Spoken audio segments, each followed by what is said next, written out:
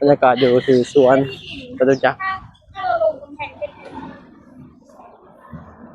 ปะยัง เบิ่งแมปกันยังไงรู้ว่ามีทางออกหมดแต่ลูกก็ว่าสวนจตุจักรงามมาเด้อไปล้างมือ มาล่างเนี่ย มาพี่น้องกินข้าวกินน้ำอยู่ที่สวนจตุจักรโอ้งามนะสวนเนาะกินแล้วเก็บเด้อพี่น้องเด้อ กินแล้วเราก็เลือกเสือนอนเนาะกินเสร็จก็ต้องเก็บให้เรียบร้อยกินเสร็จแล้วก็ต้องเก็บให้เรียบร้อย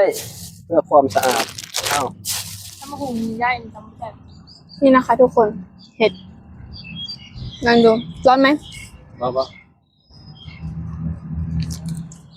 ให้เอคิดตัวก่อน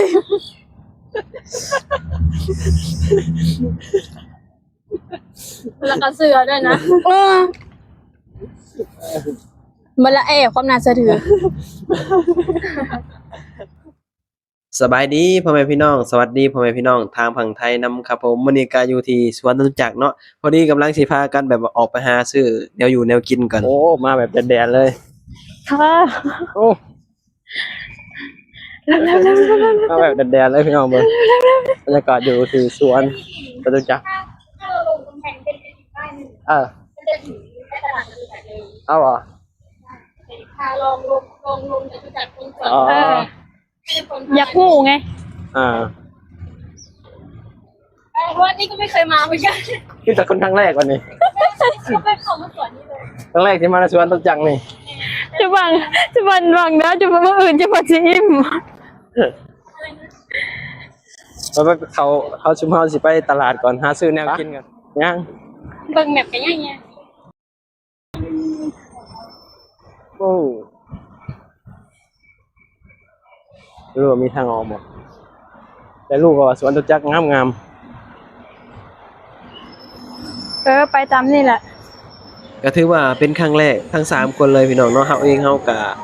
มาอยู่ไทยค่อนข้างที่จะหลายปีแต่ว่าบ่เคยมาลิ้นที่สวนจตุจักรจักเทื่อเป็นครั้งแรกพี่น้องเนาะตอนนี้ก็กำลังสิเดินทางไปตลาดพี่น้องเห็นเขาบอกว่าตลาดสวนจตุจักรนี่คือแบบเป็นตลาดใหญ่เนาะเฮาก็เลยอยากเห็นเฮาก็เลยว่า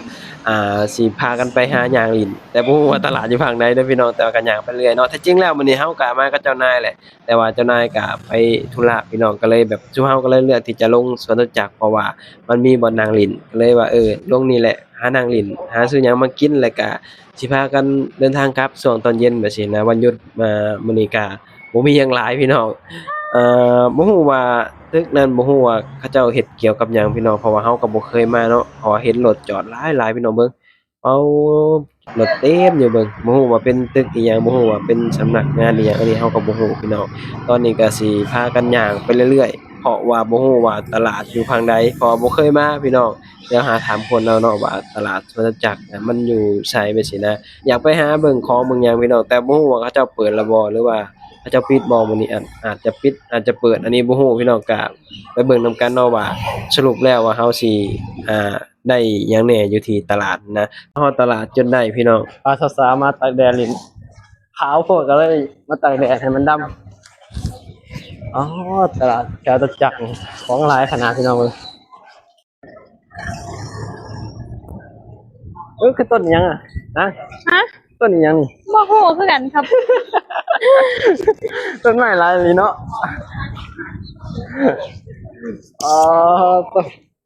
ตลาดใหญ่ๆเนาะออกมาจากตลาดแล้วพี่น้องนะกำลังสิพากันเป็นนั่งเล่นอยู่สวนจตุจักรมันฮ้อนค่อนข้างที่จะแดดเนาะ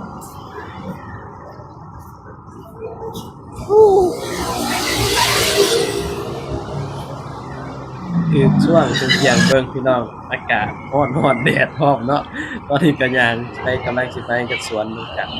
ฮะอ๋อแต่จริงมากับเจ้านายเนาะแต่เจ้านายไปธุระก็เลยแยกกันอยู่ที่สวนจตุจักรนี่แหละตรงนี้ก็ได้นะก็เลยพากันลงมานี่มานั่งลิ้นแล้วก็นั่งกินข้าว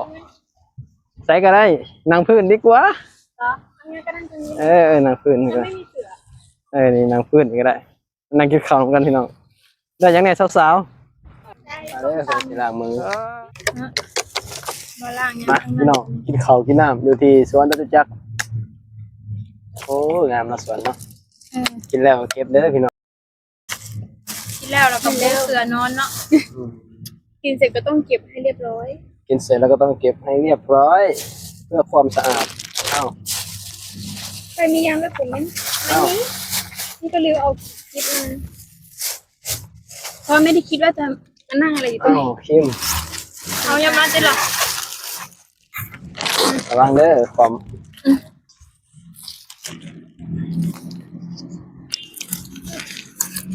เอ้า เรียบร้อย ไปยืนดูคลิปเรียบร้อยแบบ โอ้แซ่บบ่ คำบอไทยมันคือเราเพิ่มนะสุดเดี๋ยวใส่กันชาดาน่ารักยิ้มแล้วมึงไงนอนรับแล้วมึง หืม นอนเลยนะ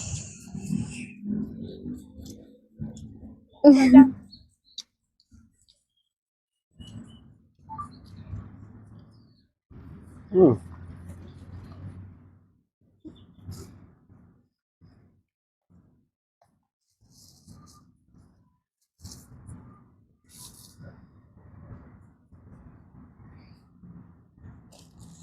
ไม่มีจะเก็บเนาะถ้าเราไม่ได้ขนาดนั้นอาม่าตอนนี้เขาปิดทำไมเราเป็นลาย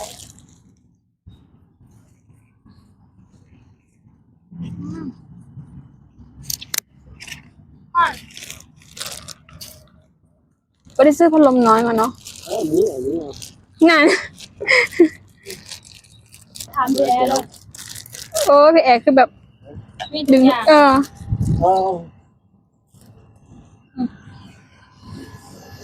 ก็แซ่บเหมือนแกงเห็ดเนี่ย แล้วเราเป็นแซ่บ กินข้าวนอกร้านมาเลย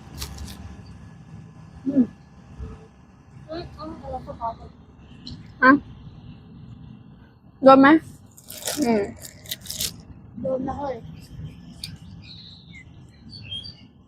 ทำมะฮุงได้ทำแบบนี่นะคะทุกคนเห็ดนั่งดูร้อนไหม บ่บ่ ให้แอร์คิดตัวก่อน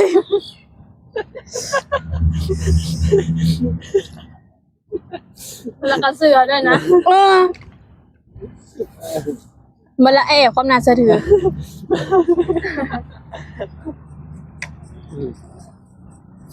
มันบอกอ้ายน้องใส่เลย